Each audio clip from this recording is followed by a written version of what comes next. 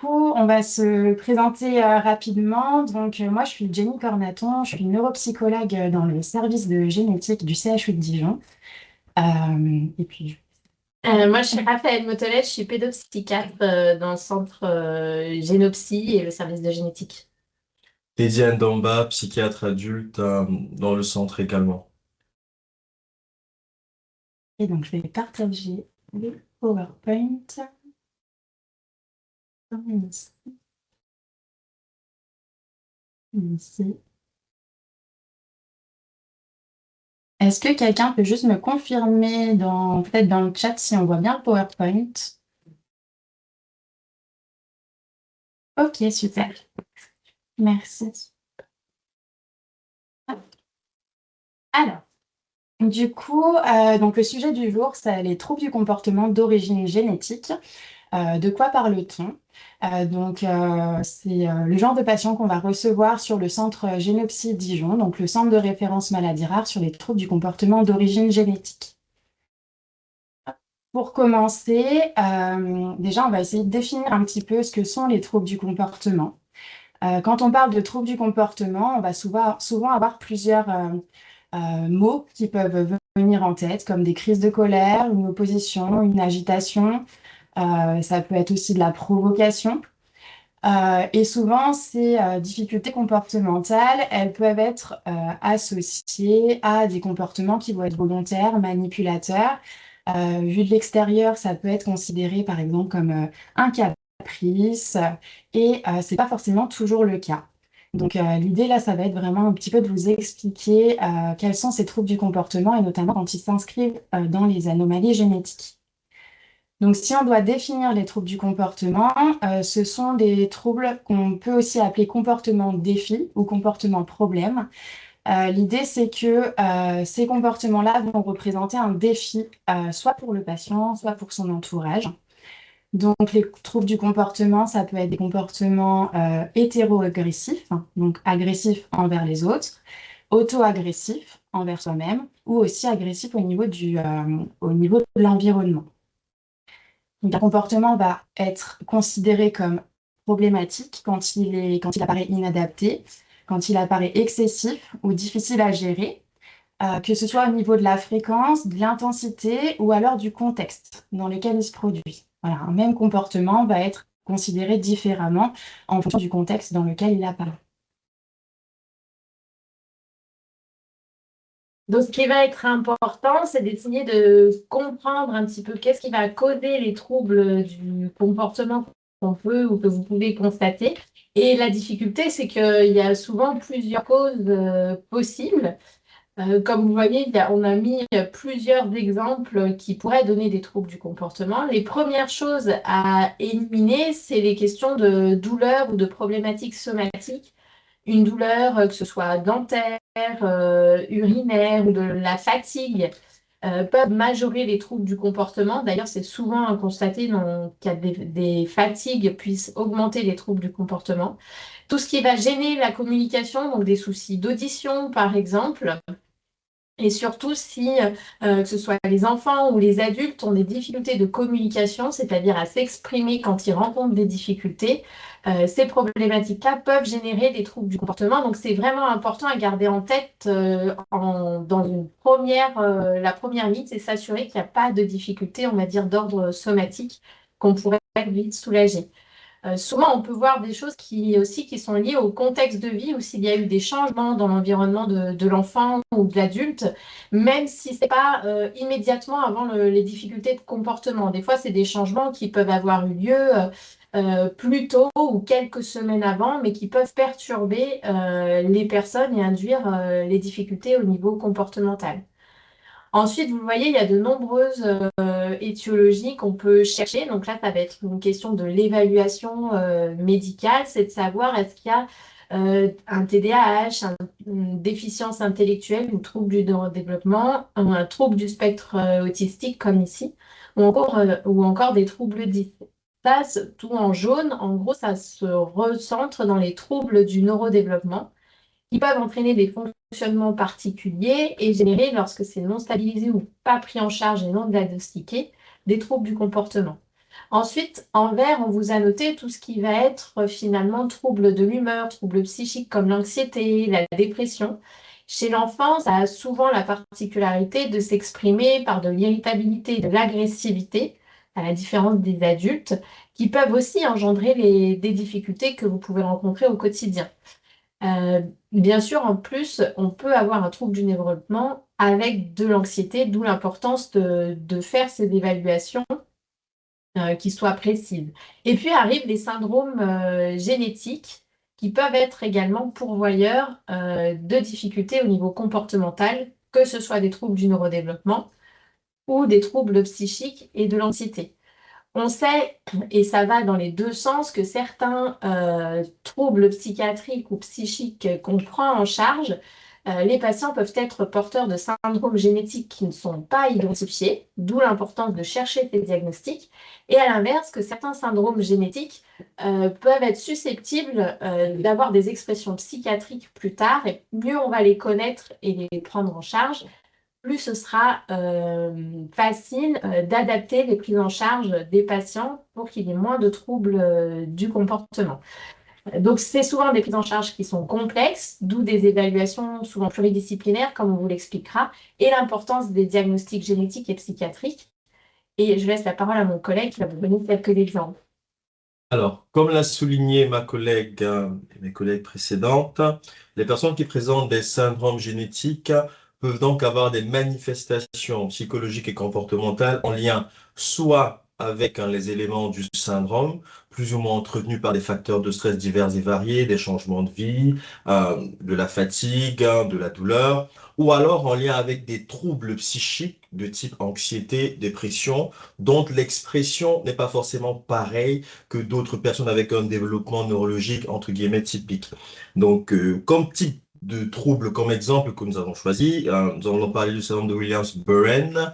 Je passe les détails concernant les éléments d'anomalie retrouvés, dans lequel on peut effectivement avoir des perturbations de développement intellectuel, des difficultés visio-spatiales, un langage qui en général contraste avec le reste du tableau et qui est plutôt correct, une hypersensibilité au bruit, un aspect de personnalité avec une forte tendance à la sociabilité, mais qui peut également être problématique dans les relations. On a également une prédisposition à avoir de l'anxiété, de déficit attentionnel, une dysrégulation émotionnelle et des troubles du sommeil, sachant que dans les troubles du neurodéveloppement, le sommeil joue un rôle majeur dans l'équilibre diurne, notamment en termes d'activité psychomotrice.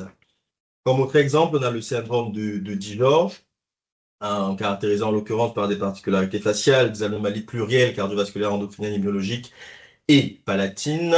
Et dans le cortège, dans le contexte, dans le tableau neurodéveloppemental ou du moins psychocomportemental, on a donc des difficultés d'apprentissage, des difficultés en termes de mémoire, notamment la mémoire visuelle, la possibilité d'une hyperactivité, d'un déficit attentionnel et surtout une prédisposition à développer des manifestations anxieuses et dépressives caractérisées à l'âge adulte. Lorsque les personnes sont évaluées, il est donc indispensable de distinguer les symptômes qui peuvent être rattachés au contexte du trouble neurodéveloppemental de manifestations presque indépendantes, autonomes en tout cas, en termes d'anxiété et de dépression, parce que la prise en soin n'est pas la même. On verra ça tout à l'heure. Ensuite, comme autre exemple, on a le syndrome de Smith-Magenis, caractérisé donc par des particularités faciales et des malformations possibles, qui, au niveau psychologique, comportemental, cognitif, affectif, se manifeste donc par des retards des acquisitions motrices, une hyperactivité et des troubles de l'attention, une prépondérance à de l'auto et de l'hétéroagressivité, notamment sur fond de crise de colère en lien avec de la frustration, de l'anxiété, de la douleur, un côté fusionnel assez important, mais avec une difficulté de régulation émotionnelle qui participe aux crises, entre guillemets. Et puis un élément quand même qui est très important à noter, ce sont les troubles du sommeil. Les altérations du sommeil dans le syndrome de Smith-Magenis contribuent au moins partiellement à l'augmentation de l'activité psychomotrice sur le plan diurne. Ces altérations qui sont principalement de l'ordre de la qualité du sommeil et pour lesquels il existe des stratégies thérapeutiques dédiées et spécifiques. Comme dernier exemple, on a celui du syndrome de Prader-Willi, qui se caractérise en outre par une hypotonie sévère et des déficits alimentaires en période néonatale qui se suivent de périodes de prise de poids avec hyperphagie et qui, sur le plan psychocomportemental, se caractérise en l'occurrence par des difficultés d'apprentissage, des défauts sur les habilités sociales, des troubles du comportement, avec notamment une forte difficulté à gérer les émotions, qui peut être source de manifestations agressives sur fond de colère. À l'âge adulte, il peut avoir une prépondérance de symptômes obsessionnels, anxio-dépressifs, mais également de manifestations de l'ordre de la psychose. Donc, je repasse la parole à ma collègue pour la suite. Alors, du coup, comme mes collègues l'ont évoqué tout à l'heure, ce qui va être important dans le cadre de manifestations comportementales problématiques, ça va être d'évaluer le patient sur différentes modalités. L'idée, c'est vraiment d'obtenir un profil le plus personnalisé possible pour chaque patient. Donc, on va essayer d'aller chercher un petit peu la cause finalement de ces comportements problématiques. Et pour ça, donc l'évaluation pluridisciplinaire va être vraiment importante. Cette évaluation, elle va comprendre un entretien d'anamnèse, donc qui va retracer l'histoire de vie de la personne, ses difficultés, son environnement. Donc là, comme l'a dit tout à l'heure ma collègue, l'idée c'est vraiment de refaire un gros topo sur le contexte de vie de la personne. On va aussi évaluer ce qu'on appelle le fonctionnement adaptatif, donc c'est-à-dire le fonctionnement au niveau du quotidien qui nous permet d'être autonome et d'être en relation avec les autres. Donc à la fois au niveau de la communication, de la motricité, de la socialisation, des occupations dans la vie quotidienne. Donc l'idée, c'est vraiment d'établir un profil avec des points forts et des points faibles de la personne, voir à quel endroit il est le plus en difficulté ou le plus en facilité. Dans cette évaluation pluridisciplinaire, évidemment, il y aura aussi une consultation psychiatrique ou pédopsychiatrique. Le but, ça va être vraiment d'aller cibler plus particulièrement ces troubles du comportement. Le bilan cognitif va être aussi extrêmement important. L'idée, c'est que si on a un patient qui a un développement cognitif qui est en décalage par rapport aux autres personnes de son âge, si on lui demande des acquis attendus pour son âge réel, peut-être que ça va le mettre en difficulté et cette mise en difficulté va pouvoir entraîner des difficultés comportementales. Ensuite, on peut aussi proposer d'autres évaluations un peu plus ciblées, et ça en fonction du profil du patient. Donc, notamment, par exemple, des bilans langagiers. L'idée, c'est que quand on a des difficultés, notamment à communiquer, par exemple, si on a une douleur au niveau somatique et qu'on n'arrive pas à la communiquer, la manière peut-être la plus simple, entre guillemets, de communiquer cette douleur, ça va être de le faire ressentir au travers de son comportement, qui ne va pas forcément ressortir adapté d'un œil extérieur. On va aussi évaluer par exemple les aspects moteurs, parce que pareil, le fait de pouvoir se déplacer quand on veut obtenir quelque chose, ça peut être quelque chose qui peut être source d'anxiété ou source de frustration. Et on l'évoquait aussi tout à l'heure, il y a évidemment aussi le profil sensoriel qui va être très important à prendre en compte. Des choses qui ne se voient pas forcément à l'œil nu, mais par exemple, on a des patients qui peuvent être en difficulté voilà, avec les bruits forts ou même certains bruits sourds, des lumières, les mouvements, ou certains patients, au contraire, qui vont aller rechercher un peu plus de stimulation, qui vont avoir besoin, par exemple, de bouger pour davantage se concentrer. Voilà, donc c'est important aussi voilà, de bien évaluer cet aspect sensoriel.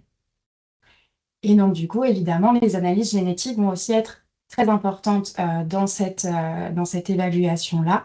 Donc, l'idée, comme on l'a évoqué tout à l'heure, ça va vraiment être de combiner ces évaluations médicales à une évaluation cognitivo-comportementale.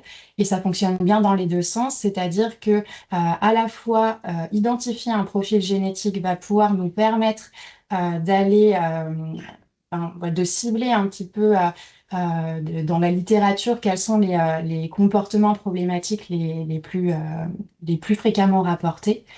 Et à la fois, à l'inverse, les évaluations cognitivo-comportementales vont pouvoir aussi permettre aux généticiens d'orienter leurs analyses génétiques voilà, en fonction de ce qu'on peut retrouver. Par exemple, si on a un trouble du développement intellectuel, on va plutôt s'orienter vers certaines analyses génétiques.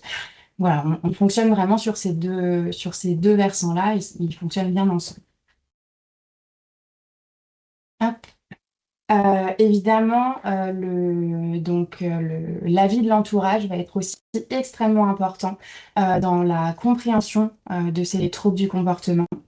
Et donc là, on voulait vous partager un petit peu une petite méthode qu'on appelle la méthode ABC, qui permet finalement de regarder avec un petit peu plus de recul les difficultés comportementales que peuvent présenter les enfants, ados ou adultes. Alors l'idée, c'est de garder ces trois lettres en tête. Le A, c'est les antécédents, avant. Qu'est-ce qui s'est passé juste avant le comportement? Est-ce qu'on a donné une consigne à la personne? Est-ce qu'il a été frustré? Est-ce qu'au niveau sensoriel, il y avait trop de bruit autour? L'idée, c'est vraiment d'essayer de comprendre un petit peu le contexte dans lequel le comportement est apparu. Le B, ça va être le comportement en lui-même. Donc, à ce moment-là, qu'est-ce qui s'est passé? Qu'est-ce que la personne a fait? Est-ce qu'il y a eu de l'hétéroagressivité, de l'auto-agressivité? Est-ce qu'il y a eu une conduite de fuite, un repli sur soi? Et le C, ça va être la conséquence. Après, qu'est-ce qui s'est passé? Comment on a répondu? Est-ce que la personne s'est calmée seule, etc. L'idée qui va être à retenir, c'est on a aucun comportement qui va se maintenir s'il n'est pas renforcé. Donc parfois, quand voilà, quand la personne en face présente des comportements problématiques, des comportements inadaptés, on peut avoir une réaction de l'entourage qui est tout à fait naturel, mais qui du coup va venir renforcer ce comportement négatif. Ça peut être par exemple simplement donner de l'attention à la personne et venir par exemple le prendre dans les bras, etc. Et donc à certains moments, ça peut être justifié, à d'autres moments, ça peut renforcer ce comportement négatif. Donc l'idée, voilà, encore une fois, c'est vraiment aussi que les personnes qui vivent quotidiennement avec le patient ont aussi vraiment cette analyse à faire que nous, en évaluation, on ne peut pas forcément toujours faire.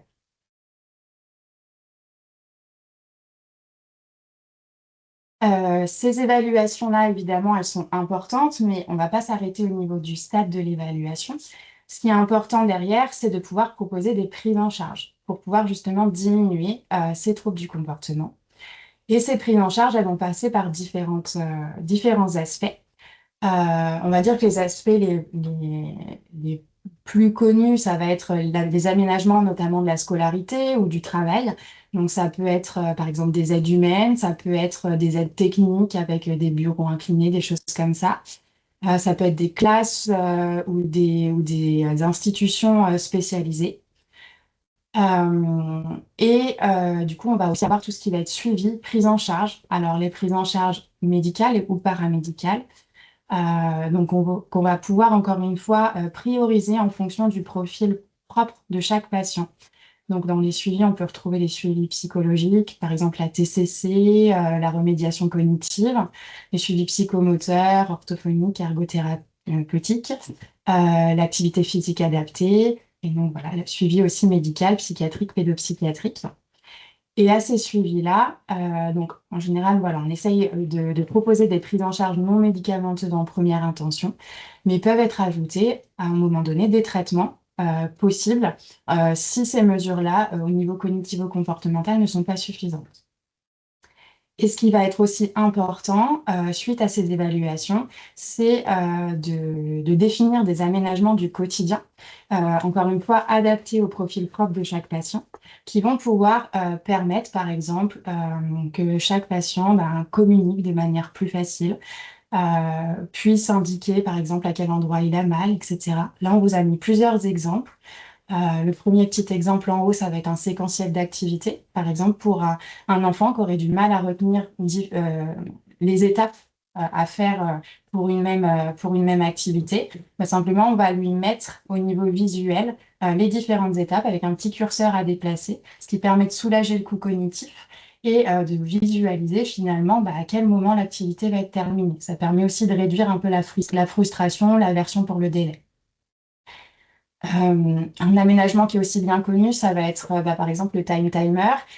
qui permet vraiment de visualiser la notion du temps, le temps qui s'écoule, parce que la représentation du temps, c'est assez difficile, d'autant plus chez les enfants et d'autant plus chez les personnes voilà, qui peuvent présenter, ben, par exemple, un TDAH ou un autre TND. Donc, le fait de pouvoir jeter un œil sur le temps qui reste, ça peut être quelque chose qui peut diminuer un peu l'anxiété ou diminuer cette aversion pour le délai encore. Il y a aussi d'autres petits exemples, notamment un coussin sur lequel on peut bouger, ou un élastique à mettre entre les barreaux d'une chaise, par exemple pour les enfants qui ont besoin de bouger, qui ont besoin de s'agiter, mais bah, par exemple dans le cadre scolaire, ben, nécessitent quand même à certains moments de faire des activités sur table. Donc voilà, c'est des petits aménagements comme ça qui peuvent se mettre en place à la fois au niveau scolaire ou à la fois à la maison. On a aussi, par exemple, au niveau du sommeil, des couvertures lestées qui peuvent parfois apaiser certains patients qui vont avoir des problématiques sensorielles au niveau, voilà, plutôt au niveau de leur corps. Donc, c'est plein de petits aménagements comme ça qui vont vraiment être très spécifiques et qu'on va pouvoir donner en fonction de chaque évaluation. Donc finalement, en conclusion, au niveau de ces troubles du comportement et de ces liens avec la génétique, ce qui va être vraiment important, c'est bah, l'importance des diagnostics à la fois génétiques et psychiatriques. Encore une fois, ça fonctionne dans les deux sens, les deux sont complémentaires. L'un peut aider l'autre et inversement. Ce qui va être important aussi, c'est vraiment d'évaluer chaque patient sur le plan pluridisciplinaire. Alors, même avec un même syndrome génétique, deux patients vont être forcément différents. Donc, c'est vraiment important aussi d'évaluer le patient au-delà de son syndrome génétique pour vraiment voir quels sont ses propres points forts et ses propres points faibles. Le docteur Motolez a dit tout à l'heure aussi de ne pas passer à côté d'une cause somatique, à côté d'une douleur que la personne ne pourrait pas forcément exprimer. Ça, c'est vrai que c'est pas forcément quelque chose auquel on peut penser tout de suite, mais c'est vraiment important de pouvoir proposer aussi des examens somatiques adaptés si on en a un doute, par exemple au niveau dentaire, au niveau ophtalmo, etc. Et du coup, l'importance, encore une fois, c'est au-delà de l'évaluation, de mettre en place le plus rapidement possible des aménagements voilà, au niveau matériel, au niveau humain, et des prises en charge, qu'elles soient paramédicales, médicales, médicamenteuses. Et encore une fois, adaptées à chaque patient. Des choses